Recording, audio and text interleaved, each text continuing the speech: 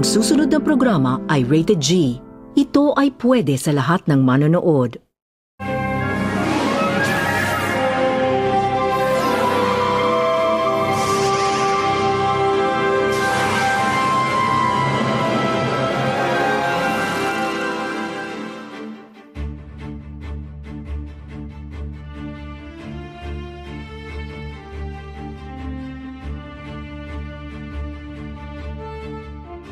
Kasi Bobet, may 5 anak, 40 years na balo, at may malalang sakit.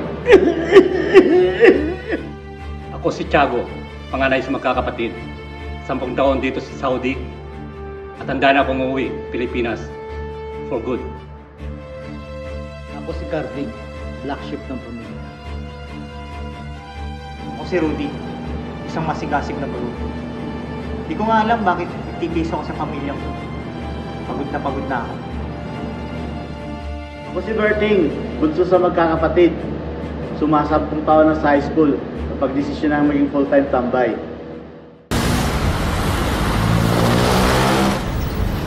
Ano ba yan? Ang bubobo naman ng mga to. Anong oras na ba? Ako, kailangan ko lang tawagan si Kuya. Natawag dati si Bertie na. Kailangan na naman siguro ito. Oh, Bertie, matawag ka. Hello Kuya, kailangan ko pala ng pera para sa project namin paiilawin. Padala mo na kagad, salamat. Ano pa ilawin? Wala pa akong sahod eh. Pero bukan ko na paraan. Sige. O siya, paano? May pasok pa ako eh. Ingat na lang kayo dyan, okay? Bye-bye. 1 week later.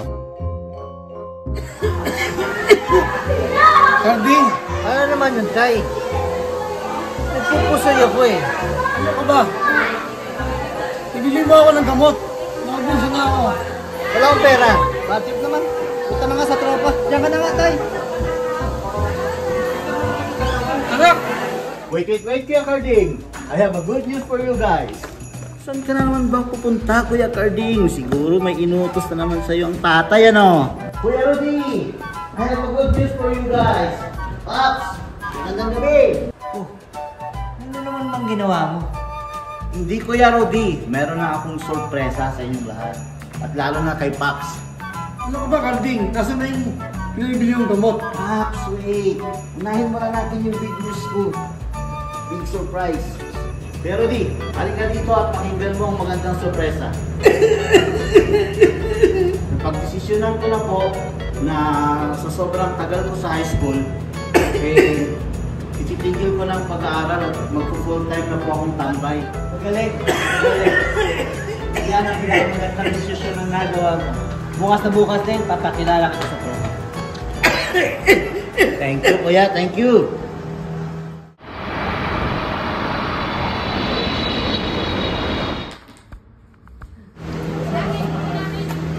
Ano to? Kuya Tiago! Welcome back! You don't need to give me the money na. Just give me right now. Ano pinagsasabi mo?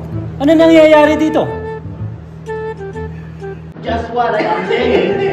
Hindi na po ako mag-aaral, Kuya. Napag-desisyonan ko lang maging full-time tambay sa tulong ni Kuya Carding. Ganun na lang ba yun?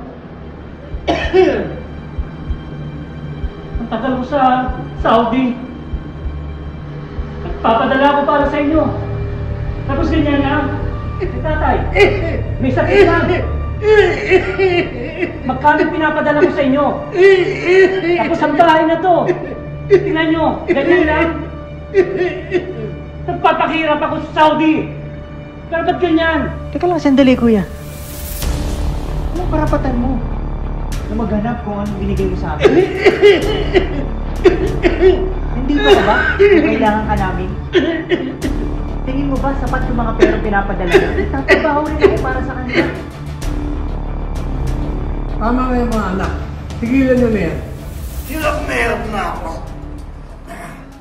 Ano ba kayo mga anak? Kuya. Papasko na. Nagkakagulo pa kayo. Dapat kayong magalak. Dahil andito na ang kuya nyo.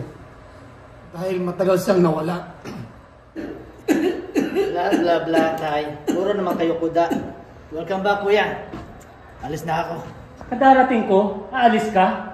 Saan ka na naman pupunta? Sa barkada mo? Dati sa barkada ko, masaya ako. Kaysa dito, sa pamilyang to, magulo. Hindi ko alam kung bakit tayo nagkaganito eh. Tulad ni Victor, na barkada. Si Berting, ayaw na mag-aral. Ano pa ba yung dapat kong gawin? Diba? Lumayo ako, nag-10 taon na ako nagtrabaho sa Saudi para maibigay sa inyo ang mga gusto nyo. Alam nyo ba kung anong pinagdaanan ko sa Saudi? Hirap at pagod para lang mabigyan kayo ng magandang buhay. Sana naintindihan niyo yung mga kapatid. Mahal ko kayo eh. Kaya ako lumayo para mabigyan kayo ng magandang buhay at saka si tatay. Para hindi sana magkasakit, pero bakit nagkaganito? Pwede ba natin pagbuklurin ng buo yung ating pamilya? Pwede ba? Kahit ngayong Pasko lang, mabuo ang pamilya natin at hindi tayo watak-watak. Di ba, Day? Kaya ako dumating dito. Gusto kong makita kayo. Gusto ko yung mayakap. Pero sa mga nangyayari ngayon, ayaw kong magkawatak-watak tayo. Pwede ba yun? Pakiusap ko sa inyo. Kuya Tiago, pasensyahan mo na at sinayang ko ang pagkakataon na ibigay mo sa akin. Sana, bibigyan mo pa ako ng isa pang pagkakataon na maging pag-aral ulit. Kahit pang 11 years, Kuya, patawad.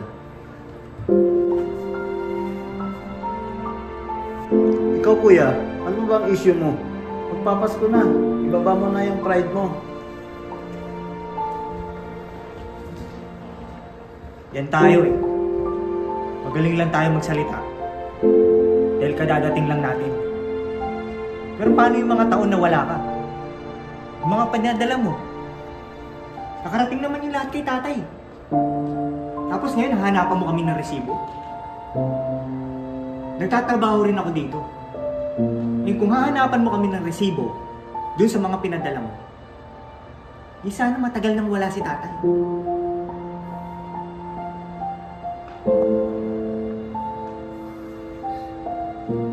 Siguro may pagkakamali din ako. Nagkamali ako na akala ko lahat ng pinapadala ko nilulustay lang ninyo. Hindi ko iniisip na maraming bagay din pala akong dapat matutunan o makita dito. So, hindi ba pwedeng kalimutan nating lahat? Simula ulit tayo. Ngayong Pasko. Maging masaya tayo, di ba? Para kay tatay. Kuya, tagal mo na wala. Ang dami mong sinayang ng mga pagkakataon na makasama kami. Masaya kami na makita kami dito. Makita ka namin, makasama ka namin. Pero siguro, alam ko, aminado rin ako. Marami rin akong pagkukulang. Kaya, tama ka. Tama si tatay. Tama kayo. Sa Paskong to, ayusin natin kung ano yung mga nawala sa atin. Ayusin natin kung ano yung mga pagkukulang natin. At magkaisa tayo bilang isang pamilya. Di lang dahil Pasko, di lang alang-alang para kay tatay. Pero dahil mahal natin ang isa't isa at isang pamilya. Ang sweet! Sama naman kami ni Paps dyan. Tay, patawaran mo. Tawain nyo rin ko tayo. Sorry. Mga kapatid, tawad. Tawad. Ako din, Pap. Sorry. Ito ang gusto ko. Ang happy family. Ayaw ko nang sumama doon kay Victor. Walang kwenta-kwentang trip nun. Salamat mga anak. at nagkaisa tayo ngayong dating ng Pasko. Salamat mga anak. Tiago, Rudy, Berting, at mabubuo na ulit ang ating pamilya kahit wala si Victor ngayong Pasko. At sa awa ng Panginoon, tayo muling mabubuo ang ating pamilya. Ipanalangin na lang natin si Victor na maging maayos siya. Tamang-tama. Tayo na lang kayang tumuloy ng project ko. Sige. Sige, tara. Na natin. Sa wakas, it is indeed na hindi maiiwasan ang pagkakaiba-iba sa pamilya. Meron talagang sadyang matatawag na breadwinner, black sheep, easy-go-lucky, seryoso at joker. Sa loob din ng pamilya, hindi maiiwasan ang mga pagtatalo, arguments, and misunderstandings. Pero nevertheless, unity and love in the face of differences requires effort, pasensya, and a willingness to grow together. When family members choose to prioritize their relationships over their disagreements, they create a nurturing environment where everyone feels valued and supported. Ang pagkakaisa at pagmamahalan sa kabila ng pagkakaiba-iba sa pamilya ay mahalaga upang mapanatili para sa isang matatag at masayang ugnayan. Sa kabila ng pagkakaiba-ibang pananaw, ugali o paniniwala ng bawat miyembro, posible pa ring magtulungan at magmalasakit sa isa't isa. Sabi nga sa Colossians chapter 3 verse 14, "And over all these virtues put on love, which binds them all together in perfect unity." At the end of the day, kahit pagbalik-baliktarin pa man natin ang mundo, tayo ay isang pamilya pa rin, galing sa iisang magulang at iisang dugo. Above all, love in the family matters most. Sabi nga nila, maikli lang ang buhay para magtanim pa ng hinanakit at ng sama ng loob.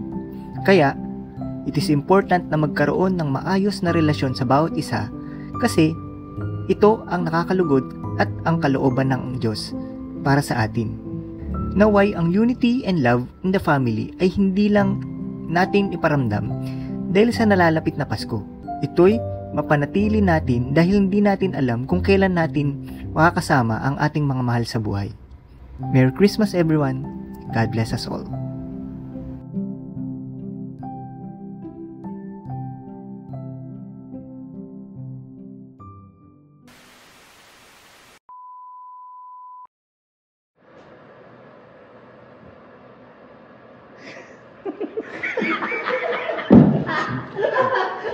Sabi ko, agawin. Please,